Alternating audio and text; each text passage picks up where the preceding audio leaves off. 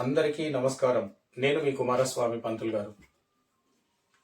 విజ్ఞాన కాలంలో అజ్ఞానంలో మునిగిపోయినటువంటి పిల్లలు ఈ యొక్క మొబైల్ ఫోన్ల ద్వారా తన విజ్ఞానాన్ని కోల్పోతూ ఉన్నారు. కాబట్టి పిల్లలకు మెదడుకు మేత అనేటటువంటి ఓ చిన్న ఆటతో మీ ముందుకు వస్తూ ఉన్నాను. పిల్లలు ఈ యొక్క ఆటను ఏదైతే తల్లిదండ్రులు వారికి నేర్పుతారో చిన్న చిన్న గేమ్లను పిల్లలకు నేర్పినప్పుడు మాత్రమే పిల్లలు ఆ ఫోన్లను విడిచిపెట్టి మంచి జ్ఞానాన్ని పొందుకుంటారు. 1990లో ఇటువంటి ఆటలను పిల్లలకు ఎంతో పరిచయం చేసేవారు. కాబట్టి ఈ ఆటను మీకు కూడా పరిచయం చేయాలనేటటువంటి భావనతో మీ ముందుకు ఈ ఆటను తీసుకొని వస్తున్నాను. కాబట్టి ప్రతి ఒక్క పిల్లలకు తన తల్లిదండ్రులు ఈ ఆటను చూపించాలి. ఎందుకు అంటే ఈ యొక్క పలక ఏదైనా ఒక పలకను తీసుకొని ఆ పలక పైన పిల్లలకు ఈ విధంగా 5 స్టార్ అనే ఆకారాన్ని రాయండి. రాసి ఇక్కడ చూడండి 1 2 3 4 5 6 7 8 9 ఈ 9 రాళ్ళు నేను తీసుకున్నాను. మీరు ఏదైనా వస్తువును తీసుకోవచ్చు.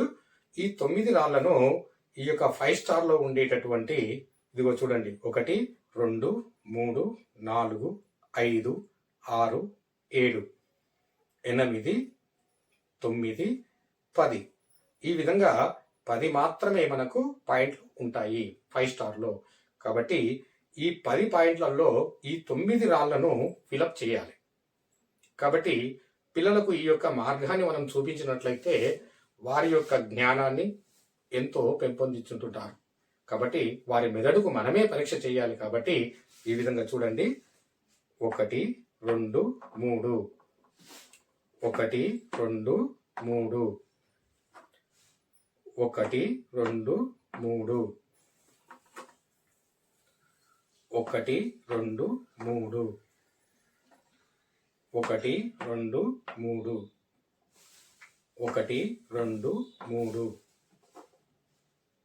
3 1 2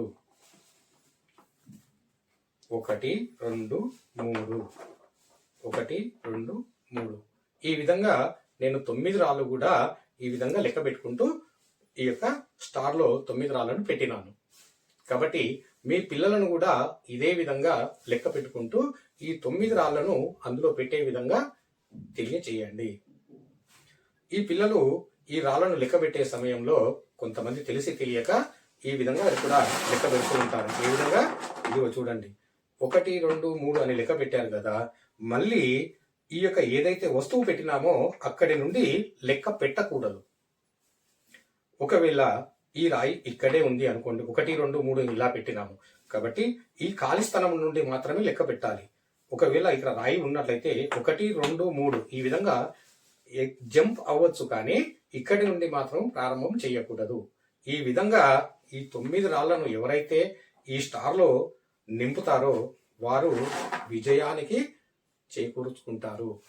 కాబట్టి వారి జ్ఞానం కూడా పెరుగుతుంది. అందుకే ఈ మెదడుకు మేత అనేటటువంటి తత్వంతో మీ ముందుకు నేను వచ్చినాను. కాబట్టి ఈ లెక్క ప్రతి ఒక్కరు కూడా తెలుసుకోండి. ఈ యొక్క లెక్కలో తెలిసినటువంటి వారు మీ మిత్రులకు అందరికీ కూడా షేర్ చేసి ఈ లెక్కను తెలుసుకోమని చెప్పండి. ప్రతి ఒక్కరు కూడా ఈ లెక్కను తెలియచేయండి.